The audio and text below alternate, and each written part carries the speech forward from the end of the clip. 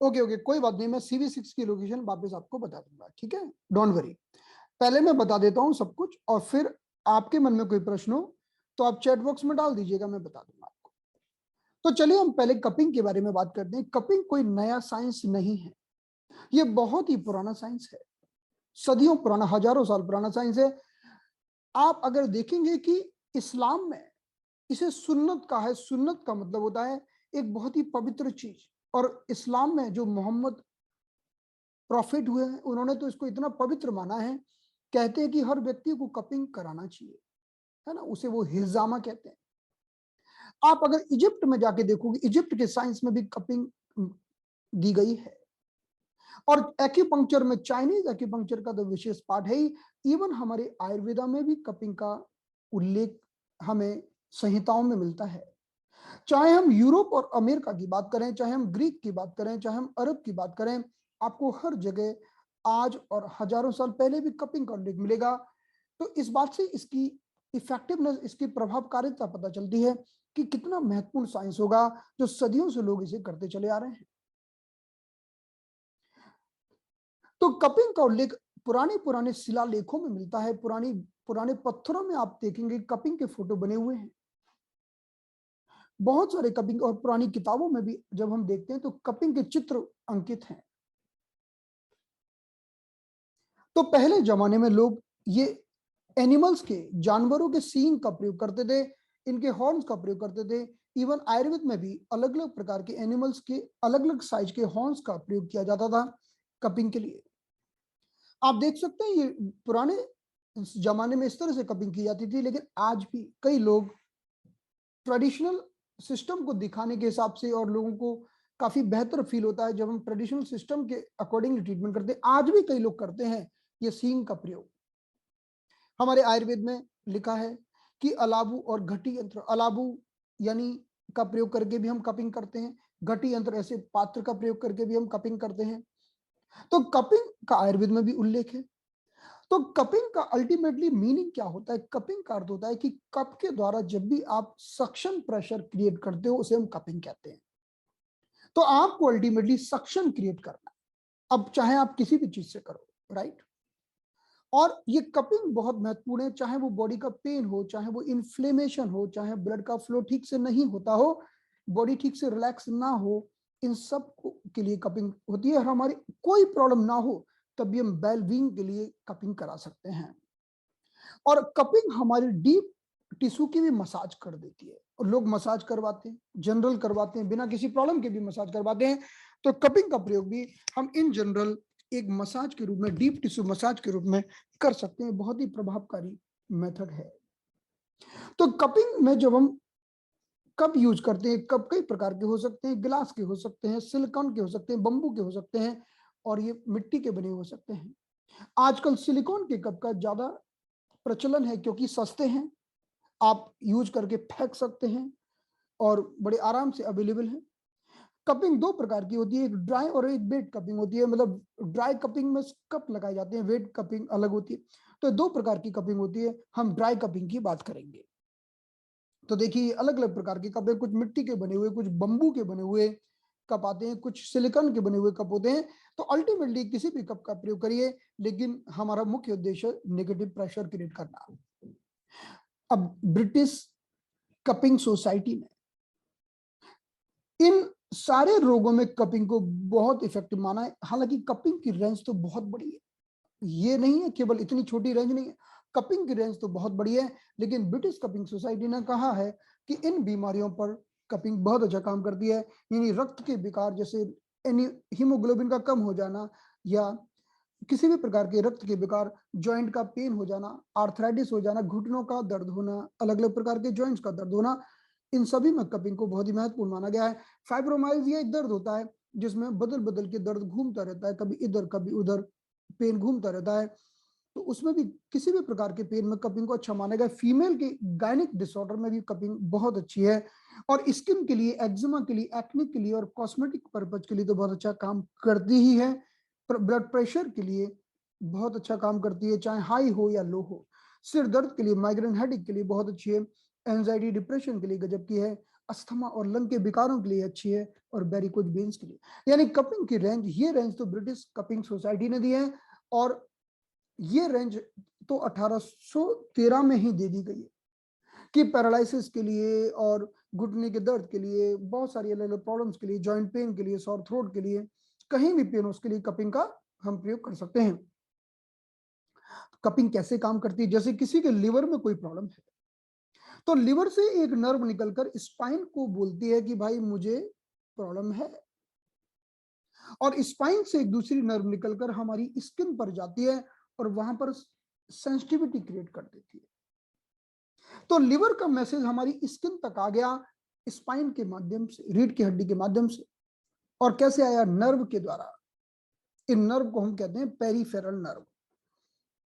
तो हर ऑर्गन अपना मैसेज ऐसे ही भेजता है। अब हार्ट ने भी क्या किया कि स्पाइन को मैसेज भेजा और स्पाइन ने स्किन को भेज दिया। तो हमारी स्किन के ऊपर हार्ट के पॉइंट है, लंग के पॉइंट है, लिवर के पॉइंट है, हर हड्डियों के पॉइंट है, सबके पॉइंट, ब्रेन के पॉइंट है। हम यहाँ कपिंग कर देते हैं। अब कपिंग यहाँ करते हैं, इफेक्ट लिवर पर होगा। तो इस तरह से हमें जानना होता है, ये पूरी लिस्ट है कि ये जगह लिवर के लिए, ये जगह इस प्रॉब्लम के लिए। तो जब भी हम कपिंग थेरेपी का प्रयोग करते हैं, तो अब हम देखते हैं कि हमारे शरीर को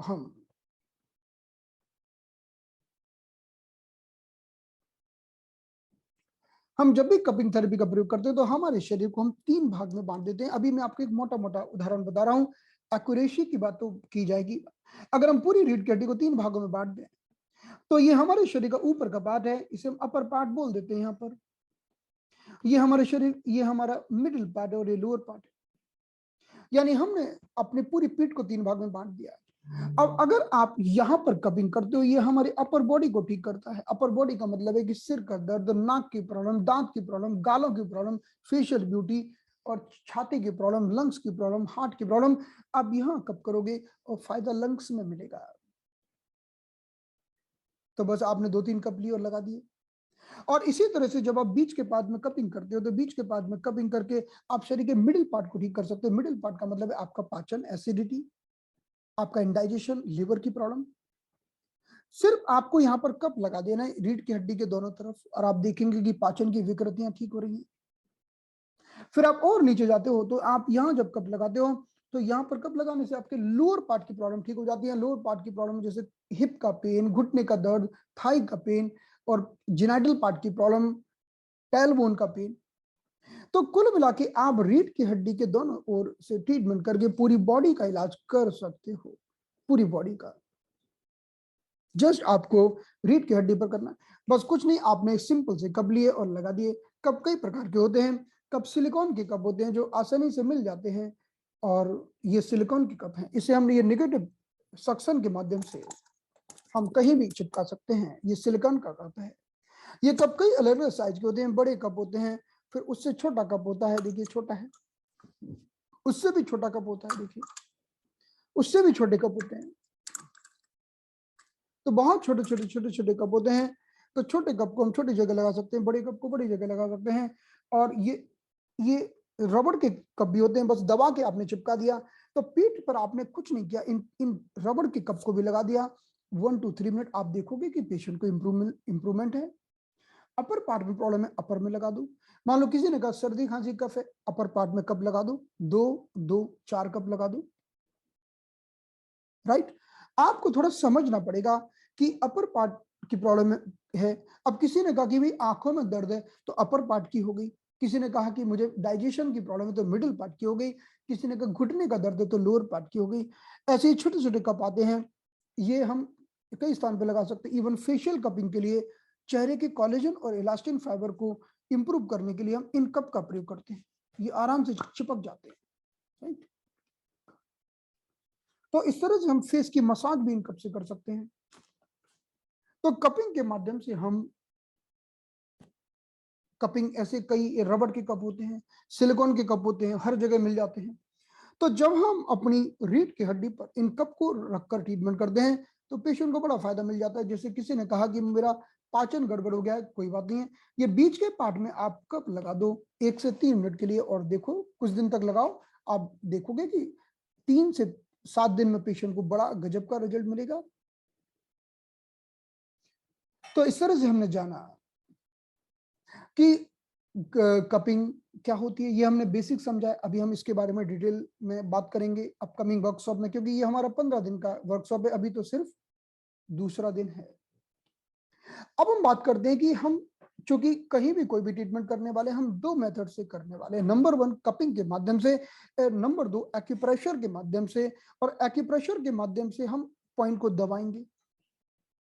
अब पॉइंट को दबाना है तो हम या तो उंगलियों के टिप का प्रयोग करेंगे या उंगलियों के ये पैड्स का प्रयोग करेंगे जिसे हम फिंगर पैड्स कहते हैं, या फिर हम ये थीनर मसल का प्रयोग करेंगे या फिर हाइपोथीनर मसल का प्रयोग करेंगे। ये तो हम सम आगे भी जाके समझेंगे। लेकिन एक्यूप्रेशर करने के पहले हमें पता होना चाहिए भाई करना क्या है और क्यों करना है। अब एक पेशेंट ने बोला कि नींद नहीं आती, तो ऐसा थोड़ी कहीं भी कर दो, कुछ तो सोचना पड़ेगा ना आपको। तो इसके लिए अब आपको समझना होगा जिसे हम कहते हैं कि यिन और यांग का सिद्धांत। ये हमारे टीसीएम का बहुत ही बेसिक सिद्धांत है और इसके बिना आप ट्रीटमेंट ना तो कर सकते हैं ना बीमारी समझ सकते हैं। लेकिन सबसे अच्छी बात है कि इस सिद्धांत को समझने के लिए आपको कोई हार्ट की एनाटॉमी और लंग्स के अंदर क्या क्या होता है वो सब जानने की जरूरत नहीं है। ये सिद्धांत टोटल अलग है, यिन और यांग का सिद्धांत। यिन और यांग के सिद्धांत का मतलब है कि जितनी डार्कनेस होना चाहिए उतनी लाइटनेस होना चाहिए हमारी बॉडी में, तब हम बैलेंस है। अगर दिन में आप काम करते हो तो रात को सोना जरूरी है, नहीं तो इम्बैलेंस हो जाएगा। आपने कहा नहीं अंधेरा खराब होता है, हम अंधेरा नहीं चाहिए, तो आप सो नहीं पाओगे, है ना। तो डार्कनेस की भी उतनी इंपॉर्टेंस है जितनी की लाइटनेस की। तो डार्कनेस का मतलब होता है यिन, यिन मतलब डार्कनेस, यिन मतलब रात, और यांग का मतलब होता है लाइटनेस। तो यिन यांग को थोड़ा और समझते हैं कि कहते हैं कि यांग का मतलब है मेल एनर्जी। मेल एनर्जी को हम कहते हैं कि वो एनर्जी जो थोड़ी एग्रेसिव होती है, थोड़ी एक्टिव होती है, जो कुछ करना चाहती है, डू डू एंड डू, हमेशा भागना चाहती है, कुछ करना चाहती है, तोड़ना चाहती है, फोड़ना चाहती है, मारना चाहती है और लड़ना चाहती है, उसे हम मेल एनर्जी कहते हैं। और फीमेल एनर्जी का मतलब है जो जोड़ना चाहती है, जो हर चीज को अनडू करना चाहती है, जो भागे हुए लोगों को घर वापस लाना चाहती है, जो समेटना चाहती है। तो मेल का मतलब है भाग भाग भाग और फीमेल का मतलब है समेट समेट समेट। ओके, तो हमारे शरीर में दोनों एनर्जी बैलेंस होंगी तभी तो हम ढंग से काम करेंगे। आप अपनी गाड़ी लेकर निकल गए लेकिन रात को वापस घर भी आना पड़ेगा, इसको बोलते हैं बैलेंस एनर्जी। ओके, ऐसा नहीं कर सकते कि बस चले गए और फिर उससे भी आगे चले ही गए और चले ही गए और चले ही गए, तो भाई लौटना भी तो जरूरी है। तो दोनों फोर्स जरूरी है। हम गाड़ी चलाते हैं, गाड़ी चलाते समय ब्रेक भी जरूरी है। गाड़ी आगे दौड़ाती है, ब्रेक पीछे की ओर धक्का मारते हैं, दोनों होंगे तभी गाड़ी चलेगी। आपने कहा नहीं हम तो बिना ब्रेक के चला लेंगे गाड़ी, तो संभव नहीं आपके लिए। तो हम जब भी कोई काम करते हैं हमें उसका अपोजिट फोर्स चाहिए ही चाहिए। बिना अपोजिट फोर्स के हम काम कर ही नहीं सकते, जैसे कि बिना ब्रेक के गाड़ी नहीं चला सकते। जैसे अब हम यिन यांग की बात करते हैं, अगर दो फीमेल हैं, एक है ओवरवेट और एक है कम वेट वाली, लीन, तो कहते हैं कि जो ओवरवेट है, डेफिनेटली जब भी ओवरवेट की बात आती है तो हम कंसीडर करते हैं कि वो लेस एक्टिव है, कम एक्टिव है। और जो थिन और लीन है हम समझते हैं कि वो डेफिनेटली थोड़ी ज्यादा ही एक्टिव होगी, मोर एक्टिव।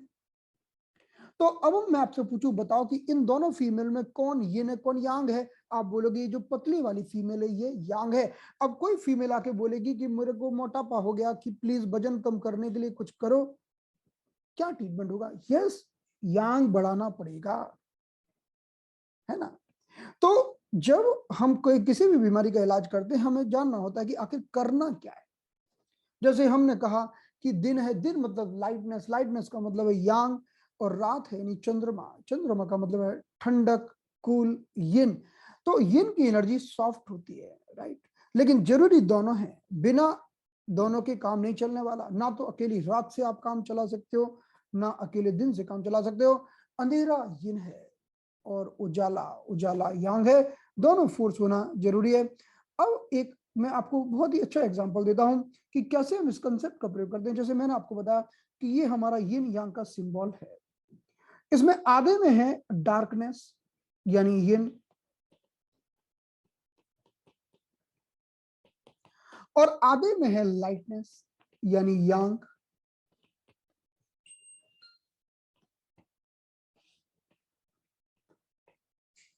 तो अब क्या हुआ, डार्कनेस यानी यिन, और इन यिन के कारण नींद आती है, तभी तो रात को सोते हैं।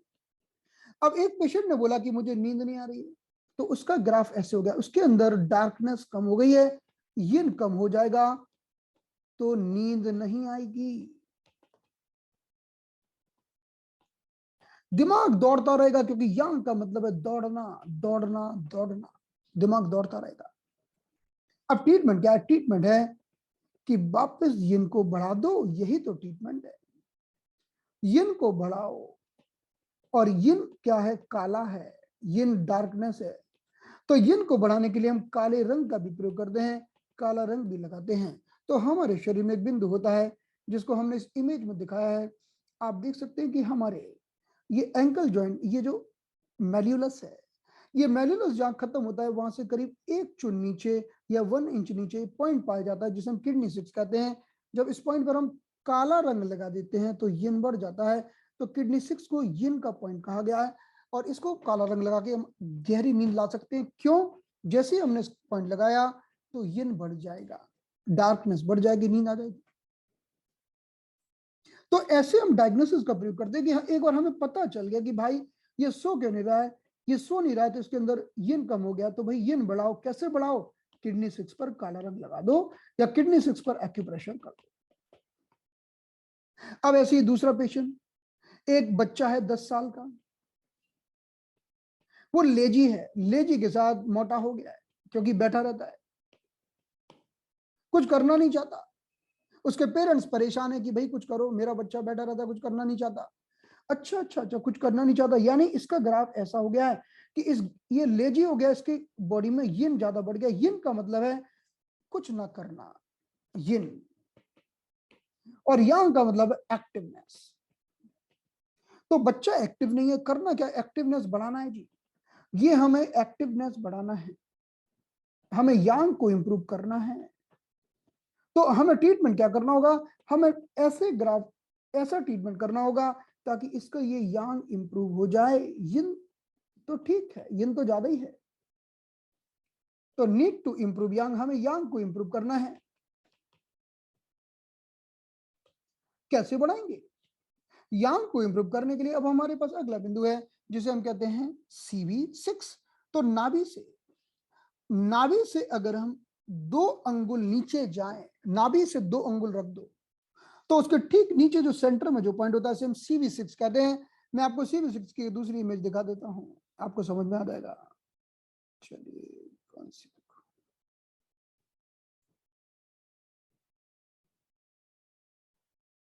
जैसे ये नाभि है, नाभि से अगर हम 2 अंगुल नीचे चले गए, 2 अंगुल का मतलब होता है 1.5 चुन, 1.5 चुन। तो सेंटर में ये पॉइंट पाया जाता है जिसे हम CV6 कहते हैं। 2 अंगुल या 1.5 चुन, इसे हम CV6 कहते हैं। इस पर जब हम लाल रंग लगाते हैं तो हीट बढ़ जाती है, यांग बढ़ जाता है। बस यही ट्रीटमेंट है। लेकिन इस पर हम दूसरा ट्रीटमेंट भी कर सकते हैं हीट बढ़ाने के लिए, जिसे मोक्सा कहते हैं। इसके बारे में मैं आपको कल बताऊंगा। तो एक बात जाननी होगी कि आपको यांग बढ़ाना है, तो CV6 को आपने लाल रंग लगा दिया या एक्यूप्रेशर कर दिया, तो बच्चे के अंदर यांग बढ़ जाएगा, उसकी लेजीनेस धीरे धीरे खत्म हो जाएगी। तो एक बात ध्यान रखिएगा कि जब भी हम यिन यांग की बात करते हैं, तो यांग का मतलब होता है एग्रेसिव फोर्स, एग्रेसिव फोर्स, और यिन का मतलब होता है सॉफ्ट फोर्स। तो आपके घर में कोई अगर आक्रमण करना चाहे, तो आपको घर के दरवाजे पर फोर्स को बिठाना पड़ेगा। जैसे कई सेलिब्रिटीज के आसपास बॉडीगार्ड घूमते रहते, अगर आपके को असुरक्षा है कि भावना है अपने मन में कि कोई आक्रमण कर देगा, तो आपको बॉडीगार्ड दरवाजे पे बिठाने पड़ेंगे। तो हमें कौन गार्ड प्रोवाइड करता है, हमें कौन सिक्योरिटी देता है, हमें कौन डिफेंस प्रोवाइड करता है? हमें डिफेंस प्रोवाइड करता है यांग। आपका यांग जितना मजबूत होगा, आपकी रोग प्रतिकारक शक्ति उतनी मजबूत होगी, आपके ऊपर रोगों का आक्रमण नहीं होगा। तो Wuhan hospital of the China ने 3 पॉइंट का एक प्रोटोकॉल दिया है और कहा कि इन 3 पॉइंट्स के द्वारा 1, 2 एंड 3 आप यांग को इंप्रूव कर सकते हैं और अपने डिफेंस सिस्टम को बहुत ताकतवर बना सकते हैं। क्या करना है? जस्ट इन 3 पॉइंट पर आपको मॉक्सिवेशन करना है। ये क्या होता है इसकी बात हम कल करेंगे। मॉक्सा स्टिक है, इसको हम जलाएंगे, कल जलाना सिखाएंगे और इसको मॉक्सा करना भी सिखाएंगे। और जब आप इन 3 पॉइंट पर मॉक्सा करोगे तो ना तो ये वुहान हॉस्पिटल ऑफ चाइना ने प्रोटोकॉल दिया था कि कोविड से बचना है तो यांग को बढ़ाओ, यांग बढ़ेगा तो डिफेंस सिस्टम मजबूत होगा, आपके शरीर पर बैक्टीरिया वायरस का आक्रमण नहीं हो पाएगा क्योंकि आपके बॉडीगार्ड लग जाएंगे। तो अगर कोई बच्चा आके बोले कि बार बार सर्दी खांसी कफ हो जाता है, मौसम बदला, सर्दी हो गई, थोड़ा सा आइसक्रीम खाई तो गला खराब हो गया, तो कुछ नहीं करना है। आपको क्या करना है? आपको अपनी बॉडी के डिफेंस को मजबूत करना है कि इन छोटी मोटी चीजों से आपका कुछ ना बिगड़े। तो उसके लिए यांग बढ़ाएंगे इस मोक्सा का प्रयोग करके। कल हम सीखेंगे। आज इतना ही समझा है, आज के लिए इतना ही काफी है। और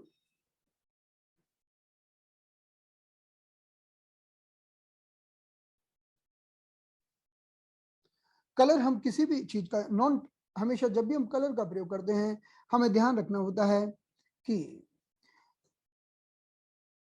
टॉक्सिक ना हो।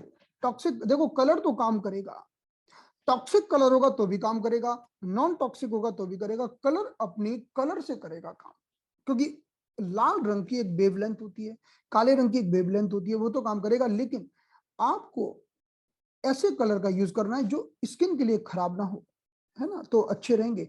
काजल भी एक कलर है, स्केच पेन भी एक कलर है, महिलाएं जो मांग में सिंदूर भरती हैं वो भी एक कलर है, हनुमान जी का तिलक भी एक कलर है, चंदन भी एक शांत करने वाला कलर है। आप किसी भी माध्यम से किसी भी कलर का एजेंट का प्रयोग कर सकते हैं। कोशिश करिए कि ये नॉन टॉक्सिक कलर हो, राइट।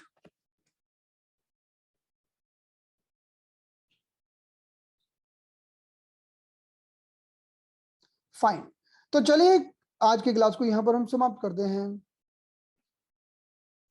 और अब हम मिलेंगे कल। Thank you so much. Closing the session now, see you tomorrow. कल मिलते हैं। इस क्लास की रिकॉर्डिंग भी आपको मिल जाएगी रात को। Thank you so much.